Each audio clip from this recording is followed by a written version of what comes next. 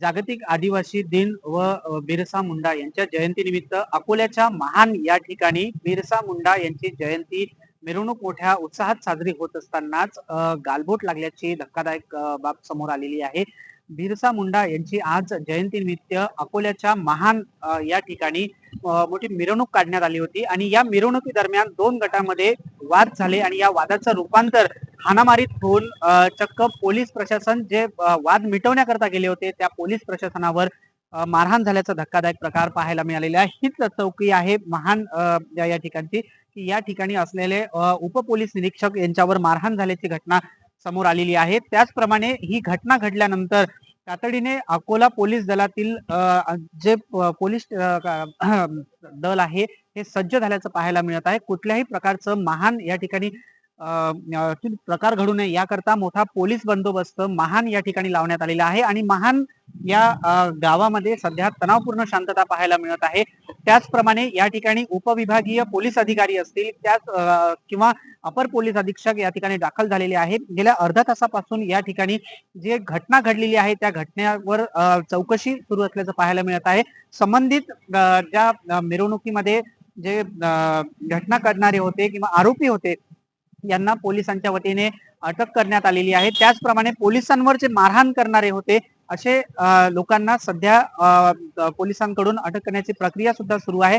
जे मुख्य आरोपी होते त्यांना अटक करण्यात आलेली आहे आणि त्यांच्याकडून काय आणखीन समोर येते हे पोलीस याचा तपास घेत आहे. माझ्या सोबत आहेत अपर पोलीस अधीक्षक चंद्रकांत रेड्डी साहेब, त्यांच्यासोबत आपण जाणून घेणार आहोत नेमकी घटना काय होती. आज जागतिक आदिवासी दिवस निमित्ताने मैत्री मिरवणूक सुरू होते. त्या मिरवणूक जवळपास 2 वाजता महान येथे स्टेट बँक ऑफ इंडिया तिकडे पोहोचले होते. तिकडे त्यांच्या आपसाची काही झगडा झाले होते. त्याच्यामध्ये त्या भांडण सोडवण्यासाठी आपले पोलीस कर्मचारी बंदोबस्तमध्ये आपण जवळपास 10 कर्मचारी आणि अधिकारीला नेमणूक केले होते. ते 10 कर्मचारी आणि अधिकारी त्या ठिकाणी गेले होते भांडण सोडवण्यासाठी. परंतु त्याच्यामध्ये या घटना घडल्या आहेत.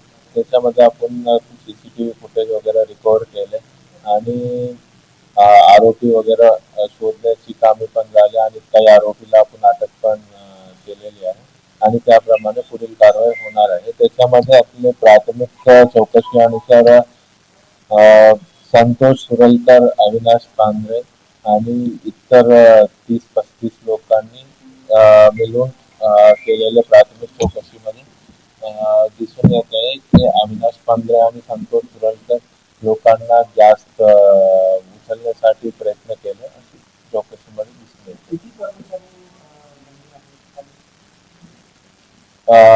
जखमीमध्ये कोणी नाही, फक्त एकच कर्मचारी. चांगलं आहे, सर्व चांगलं आहे, काही नाही आहे. त्यांनी स्टेबल पण आहे, काही चर्चा नाही आहे, फक्त किरकोळ जखमी आहे.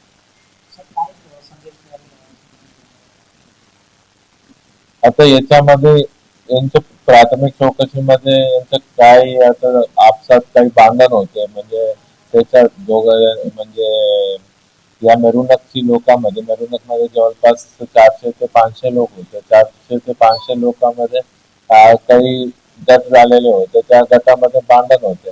त्या भांडण सोडवण्यासाठी पोलीस कर्मचारी गेले होते. त्याच्यामध्ये 400 ते 500 लोक मध्ये काही जवळपास 40-50 लोक पोलिसांच्या अंगावर आले आणि त्याच्यामुळे भांडण झाले होते. परंतु याच्यामध्ये पोलिसांची चुकी पण प्राथमिक काही दिसून आले नाहीये. पोलिसांची काहीच चुकी